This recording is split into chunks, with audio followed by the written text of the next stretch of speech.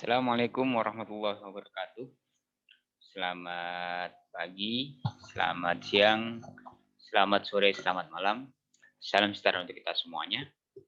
Pada video kali ini kita akan belajar bersama tentang teknik pengumpulan data dan instrumen pengumpulan data. Dua istilah ini merupakan dua hal yang berbeda namun saling berhubungan satu sama lain. Tidak jarang kemudian banyak peneliti mendefinisikan kedua hal ini menjadi dua hal yang sama, padahal sebenarnya berbeda. Teknik pengumpulan data merupakan cara bagaimana peneliti mengumpulkan suatu data penelitian. Dalam prakteknya, teknik pengumpulan data ini bisa bermacam-macam.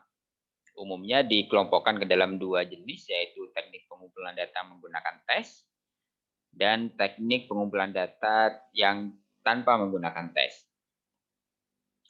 Biasanya dalam metode penelitian akan disebutkan teknik pengumpulan data yang digunakan itu apa saja. Bisa berupa tes ya dengan pemberian soal dan lain sebagainya, melalui kuesioner, bisa juga melalui wawancara, melalui observasi ataupun melalui teknik pengumpulan data dokumentasi.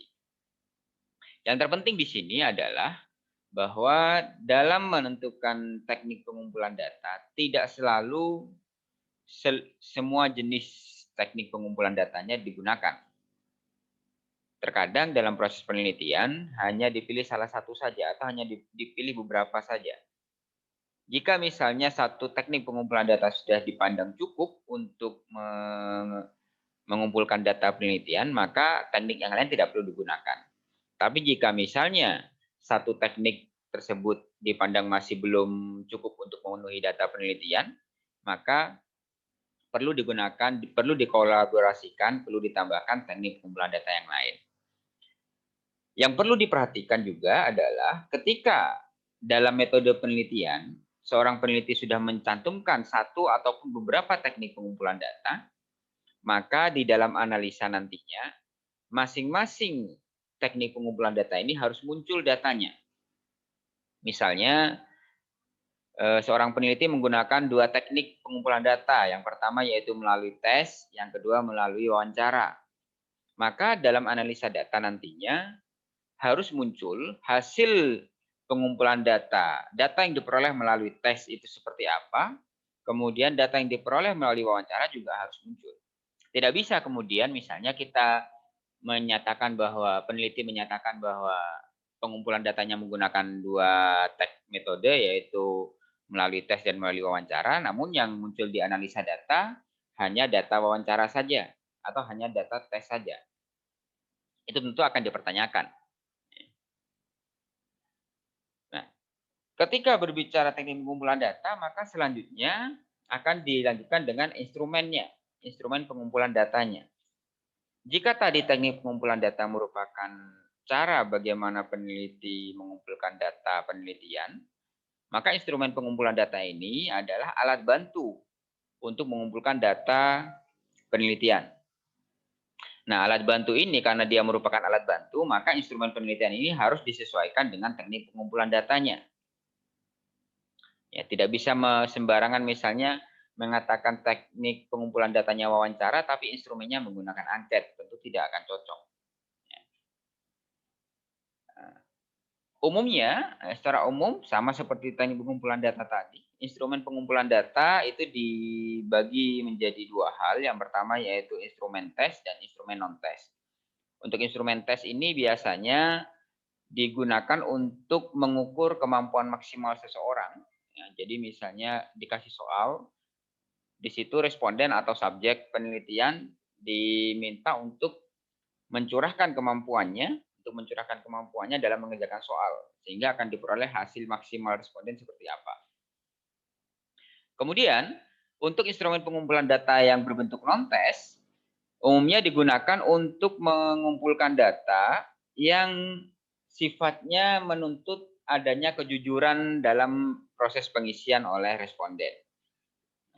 Misalnya di situ ada pertanyaan, apakah saya pernah mengunjungi tempat X misalnya, maka di situ tidak perlu kemampuan seseorang, tapi cukup kejujuran seseorang apakah dia benar-benar pernah mengunjungi tempat tersebut atau tidak. Terkait kesesuaian antara teknik dan instrumen penelitian, Ari Kunto dalam bukunya Manajemen Penelitian sudah membuat suatu tabel ya. Di sini saya ambil beberapa saja jenis-jenis instrumennya yang paling sering digunakan ya.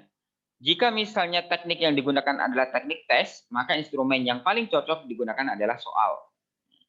Jadi peneliti harus membuat soal. Jika tekniknya berbentuk kuesioner, maka bisa di instrumen penelitiannya bisa berbentuk angket, skala ataupun checklist. Apa bedanya antara skala dengan angket? Kalau angket biasanya jawabannya ya, tidak. Ada nanti angket terbuka, angket tertutup. Sedangkan skala dia biasanya setuju, sangat setuju, itu maksudnya ke skala. Kemudian jika tekniknya wawancara, maka instrumennya adalah pedoman wawancara. Jika tekniknya adalah observasi, maka instrumennya bisa berbentuk lembar observasi, ya, atau bisa juga berbentuk checklist. Untuk teknik dokumentasi, instrumennya bisa berupa checklist dan juga bisa berupa tabel. Setelah menentukan teknik pengumpulan dan dan instrumen pengumpulan datanya, maka yang perlu dilakukan adalah selanjutnya adalah melakukan uji terhadap instrumen penelitian, terhadap instrumen pengumpulan data. Untuk pengujian instrumen pengumpulan data pada penelitian kuantitatif ya, digunakan uji validitas dan uji reliabilitas. Ada banyak sekali metode-metode uji validitas. Salah satunya adalah misalnya dengan menguji korelasi antara skor per item dengan skor total. Misalnya. Dengan untuk uji reliabilitas bisa misalnya dengan uji reliabilitas Alpha-Kronbach dan lain sebagainya. Uji validitas digunakan untuk menguji apakah yang diuji itu adalah item masing-masing pernyataan. Item masing-masing pernyataan. Sedangkan uji reliabilitas digunakan untuk melihat apakah keseluruhan item tersebut handal dan bisa digunakan untuk mengambil data dalam berbagai macam kesempatan atau tidak. Nah, yang terpenting dalam proses pengujian instrumen penelitian adalah proses pengambilan sampelnya. Dalam proses pengambilan sampel uji coba, pada dasarnya saya sendiri belum menemukan literatur yang menyatakan jumlah sampel untuk uji coba instrumen penelitian itu berapa. Umumnya sampel uji coba ini biasanya lebih banyak lebih baik. Namun beberapa penelitian hanya mengambil sekitar 30 subjek ya, atau mungkin setengah dari sampel penelitian. Nah, sampel uji coba ini bisa berasal dari sampel penelitian atau bisa berasal dari luar sampel penelitian.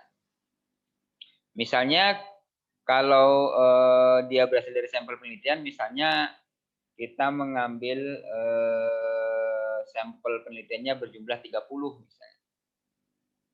Kemudian 15 diantaranya kita gunakan untuk uji coba instrumen. Maka artinya di situ sampel uji cobanya berasal dari dalam sampel penelitian.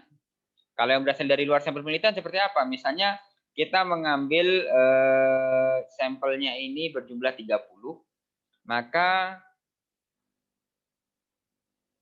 sampel uji cobanya kita ambil dari responden yang berasal di luar 30 orang ini.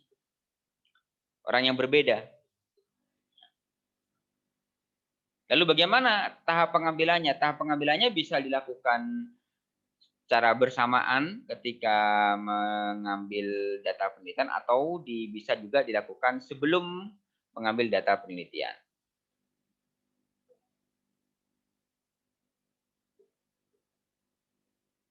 Itu kira-kira yang bisa saya sampaikan terkait teknik pengumpulan data dan instrumen pengumpulan data.